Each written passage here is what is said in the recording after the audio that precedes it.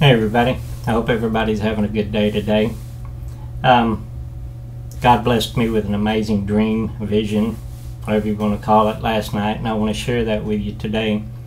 But before I do, I want to remind you that in the year 2010, I took a bottle of pills to commit suicide, and I was in a coma for 21 days.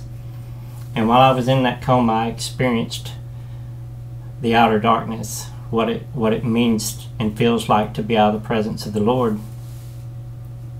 The darkness there was, it was as if it was alive. It completely enveloped you. And the feeling that I had there was total helplessness. There was no hope. And when I came out of that coma, I knew in my mind that if there's a place that bad and that horrible, that there's got to be another place that is the polar opposite of that, and a place that is nothing but light and totally beautiful.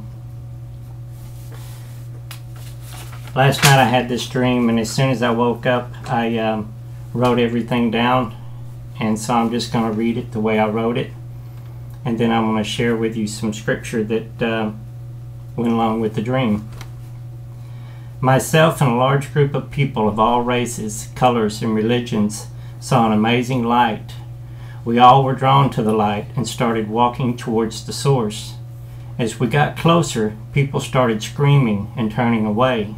The light was burning them, and they couldn't bear to look at the light any longer. The ones that turned were made up of all races and religions, even Christians. To those of us still walking towards the light was beautiful. It was like taking a bath in pure light. I looked at my arms and legs, and I realized that I wasn't human anymore. And I saw the others as well, and they had changed. We were different. We no longer had flesh. We were better, stronger, and faster. Our bodies shined and looked like glass in a furnace. There was this hum or frequency, a vibration, coming from the source of the light. It was amazing to hear and feel. The sound went through your body in the same way that the light was. The only words that I can use to describe it is amazing. The closer that we got to the light and the sound, the more we changed and the better we became. We continued to walk until we came before the throne of God. At this time is when we saw the 4 seraphim angels. They looked like us. They were facing the source of light and God, and had their eyes locked on God, His face. It's as if they couldn't look away.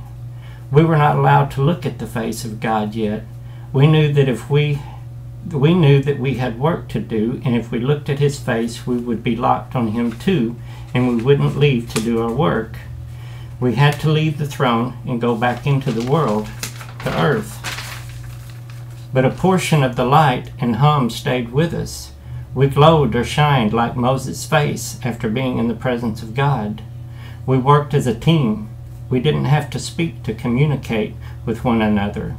We were an army that moved as one. Everyone had a job to do, and we couldn't be sidetracked or obstructed. There was no ego or pride among us. We traveled straight and didn't get in each other's way. I remember hearing in my mind that the time for singing our song is over. I remember men trying to kill us with every weapon imaginable. We just kept walking through the blast and the carnage. Nothing before us could stand. We destroyed everything in our path. We were destroying all evil to make way for the new that was coming. I remember that I didn't hate the evil or men that were being destroyed, but I knew that they had made their choice and had chosen their sides. Knowing that, I had no remorse or sad feelings for them. I was simply doing my Father's will. The others and myself went back to the source of light and and the seraphim, and were about to look upon the face of the Lord, and I woke up before I could see His face.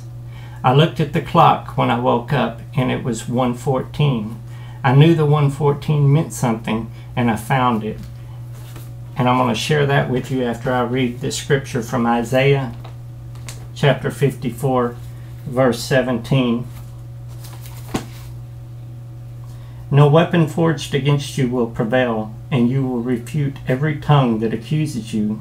This is the heritage of the servants of the Lord, and this is their vindication from me, declares the Lord.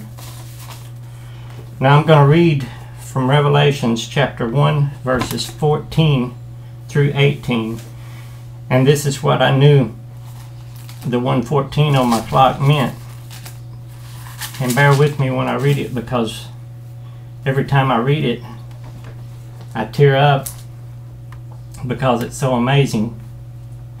And it reads, "His head and hair were white like wool, as white as snow, and his eyes were like blazing fire. His feet were like bronze glowing in a furnace, and his voice was like the sound of rushing waters. In his right hand he held 7 stars, and out of his mouth came a sharp double-edged sword. His face was like the sun shining in all its brilliance. When I saw him, I fell at his feet as though dead. Then he placed his right hand on me and said, 'Do not be afraid. I am the first and the last.